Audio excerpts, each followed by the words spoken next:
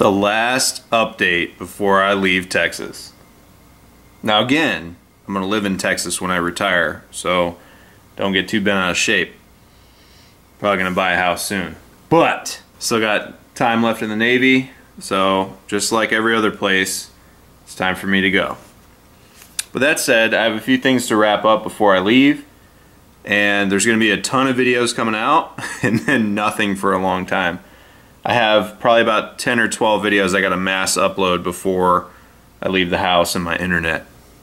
First things first though, big thank you to Poe Performance for sending me this X-Tech mag.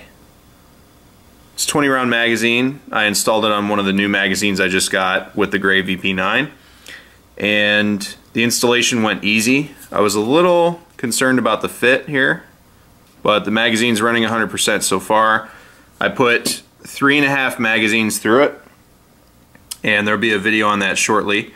I was testing out two things, this X-Tech magazine and the Surefire XC1, which we'll get to in a second. But very generous of him, very excited that he sent it to me. I did want to try it out. There's a few magazine extensions I'll be running to see how they work, and I've numbered the magazines so you can tell I'm serious about them. And so far so good. The installation went smooth. What I like about this kit is it gives you a new magazine spring, and it's very easy to install. I know some people are complaining about them. It's kind of funny, you get them going both ways. There's people that love them and people that don't for whatever reason. I will tell you, the only thing I found that makes me nervous is in a P30L, there's an extra seat into this portion of the mag, so you can tell they really focused on using these for VP9s. It does fit and feed the P30L, but there'll be more testing with that eventually from me, but it pops out just fine, and yeah, that's what I'm talking about. So you might have to be a little more forceful when seating it into a P30 series gun, but overall I like it so far. Very, very nice. And once again, thank you. I gotta say, it's a really nice thing we have. We take care of each other and try to do the best. I'm gonna pay it forward to him as well at some point. But it's really nice that we have a good community out here and take care of each other the way we do. And I'm very grateful and humbled and honored to have received something from somebody like that, completely unsolicited. And he told, in all honesty, he didn't want anything from me. He just sent it to me and it said, "Thank you for your service on the magazine." He hand wrote that on there, and that was really generous of him, and I will add him to my list to pay it forward to. So far it's just him and Ian2 Hamster. Thank you very much. Go check his channel out. It's in the description because they took away Bubbles. But more to come with this X-Tech mag. Very excited to run it, and it's holding up so far. Next, the XC1. I'm going to have to do a separate video on the XC1 at a later date. I'll tell you, I like it a lot. I bought two of these. My girlfriend carries the VP9, so I got her one and I got myself one. The one she has works perfectly. And mine, of course, didn't work so great. The machining on the inside of this here was not proper, and the way these slide in are like this. They're kind of like a chevron. So I had to unscrew it all the way because it was binding, and then it fell out and I couldn't get it back in.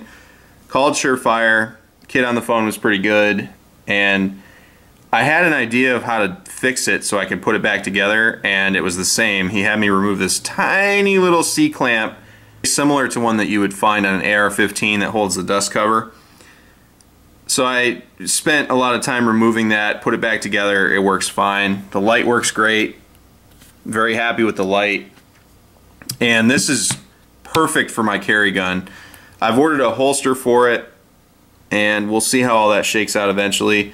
I was going to try the Incog first, but I'm going to give the T-Rex arms a try with the Mag Caddy. I may or may not like it. We'll see. I have to carry it quite a bit to figure that out. If it doesn't work out, I'll get the Incog, and we'll see how that works. Not huge on appendix carry, but it does have its advantages at times. A lot less printing while standing or bending, which is good news. But more to follow with that. This is mounted and running. I will tell you, if you get one that works just fine, it goes on and comes off pretty easy. The The only handguns I've seen this work on so far successfully are VP9s and Glock 19s without any issues.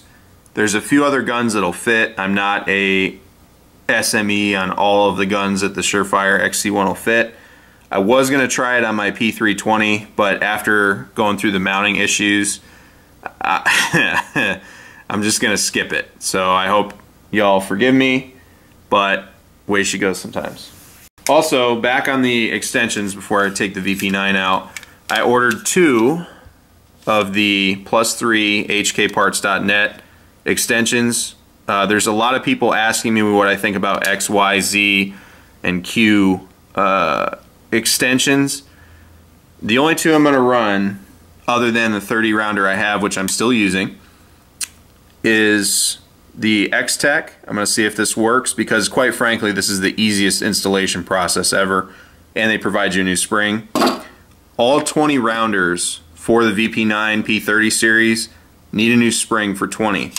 This is an 18 and it says you don't need a new spring, which makes me kind of nervous, but the tension on it's very, very good. So we'll see how long these last. I got 2 of them just to see. 18 rounds is solid and the fit is pretty good.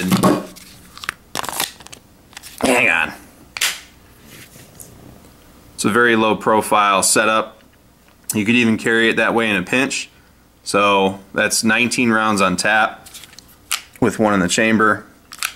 So very, very slick setup. We'll see how they run. So far I'm very pleased with the X-Tech. These I haven't shot yet, so I'm keeping them loaded just to see if the springs fatigue while they just stay loaded, and then eventually I'll put some ball ammo in there and run them. Next, I went full Legion. I got the X300U Legion $1 Million Light. I gotta say I'm not too pleased. I paid for 2-day shipping over the Easter weekend on a Wednesday night is when I ordered it, and I didn't get it till Wednesday. Not too pleased with that, but what I will say is this light is amazing. Almost too bright. I've been on the 200 lumen train for a while. I haven't jumped on the whole 500 lumen deal. This thing is bonkers. Absolutely bonkers. In my opinion, 500 is, for inside the house, I like 200 just fine. I know everybody likes all of the lumens. They want daylight. That's fine. And I'm not saying it's a bad thing. I'm just saying my personal preference is 200 because that's what I've always had. So with a brighter light, I actually have to change how I do business. I will say I really, really like the Surefire X300. This one's obviously the newer version with the new mounting system. Very, very bright. Painfully bright. I haven't run through the house with it yet, but we'll see how that goes. I'm going to tell you straight up, I'm not ordering another one of these. I'll order X300Us for, I've got a list of guns that I want it on always. Both my colored frame HK45 Tacticals, my USP9, and probably an HK45, so that's 4, which is ridiculous. But this one, that's going to be the only Legion I order. I'm very pleased with it so far, and it's a great light. I see why they're so expensive. The build quality is outstanding. The toggles work for me. It's a very, very smooth light. Very happy with it. Also, this pistol shoots crazy flat with that light on it. I was not prepared for how well it was going to run as a system with the X300 mounted on that gun. Also, I got 2 of these, but this tactical light conditioner I saw on Garantham's channel because I watched the shit out of him. Smart dude. I applied it to the light and you'll see it's very clean. There are some spots you may not be able to see. Yeah, kinda. I think I over-conditioned portions of it, but it wipes clean. It's great. I'm actually going to run this light again, leave it dirty, and then show you on a video how easy it is to clean up. Very, very cool stuff. I don't remember where the hell I got it. I'll put the Grantham video in the description. But overall, very, very happy with this pistol. This exact setup, I could see this riding in a drop leg just like this. Very, very smooth, It is very, very quickly becoming my favorite hammer-fired 9mm. I cannot refute how good I am with a VP9. It's just like it's meant to be. But this thing, whew, I get the same size groups with this that I do the VP9, and I'm always pushing myself to higher levels of accuracy with both of these guns. So if I take the Legion out and run it, I get crazy accuracy, and I'm like, there's no way I can do better than this. I take the VP9 out and do the same thing, I'm like, man, they're neck and neck. It's just really, really cool. But this gun in particular, this exact setup, these are the only SIGs you're going to see from me, or Legions, because you call it whatever you want. This is exactly what I want from SIG, and I know I keep saying these exact words over and over again, but this thing is just such a smooth shooter and such a perfect package. Very, very happy with that. So you'll be seeing more of this. I'm not close to 1,000 rounds yet, but I'll be getting there soon for a full review. We'll see what other stupid accessories I spend $1 billion on. There's no easy way to do this, so I'm just going to do it, and y'all are going to have to accept it. A few of you that I've already told in the comments of other videos know that I bought a Glock 34. Now, I will say, one, I've already shot this, and two, I can't get rid of it for personal reasons, which I might get into. I wanted a Glock 34 for a long time. I shot one before very briefly, and it was a tack driver. So I wanted to give it a shot, and I didn't want to completely get out of Glocks. I'm going to tell you straight up right now, the most prolific weapon in my inventory 9mm wise is going to be the VP9 and SIGs. This is going to be a one of, and continues to perform. And, well, I'm stuck with it anyway. And then if it does continue to perform, I'll give a Glock 17 and a Glock 19 a chance. Those are the ones on my gun list, and they're going to be one-ofs. The reason is completely honestly that the person that's really important to me in my life, she carries a VP9 just like I do, so we already work off each other.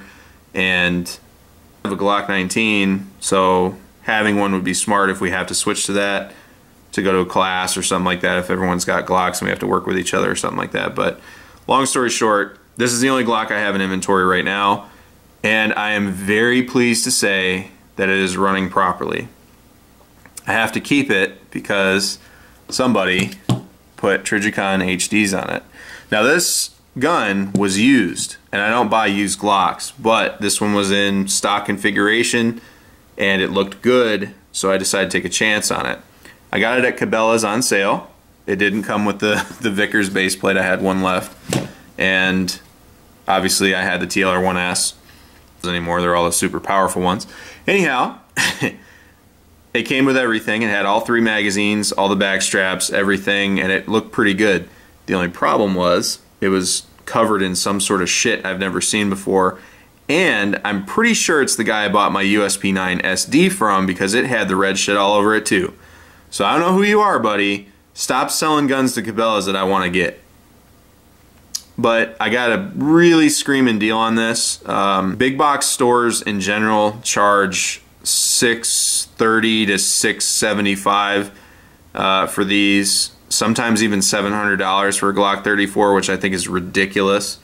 The best price I can get it for is $585, and they beat that. They wanted six something for it, and that's why it was there that entire time. I'm like, listen, I'm not paying this much for a Glock I can get for $585, and they beat the $585, so I walked out of there with it. I had in my head if I could get it for $6 and not have to drive and go see my FFL, then I could rationalize it, and they came back beating it for the price that I could get. And then I used my military discount on top of that. They're pretty comfortable. And overall, I'm very happy with it so far. It's very smooth. I don't think it fits a combat handgun role. I will say that if I continue to get really good with it, very solid place for a home defense gun or something like that. Very easy, controllable gun with a long sight radius. But we'll see. It tracks real flat when you're shooting the gun, and you'll be seeing more with it soon. There's like one, maybe two videos on YouTube with the Glock 34 and Trijicon HDs. So I'll be looking forward to doing a series on that.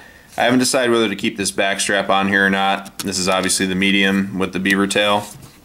I had on the 19 and it felt perfect. Something on this one though doesn't feel the same.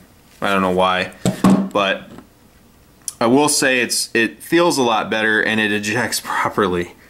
Happy it ejects properly, I can't tell you how happy I am. Other than that, I'll be moving soon. I'm mainly focusing on stocking magazines, ammo, and gear at the moment.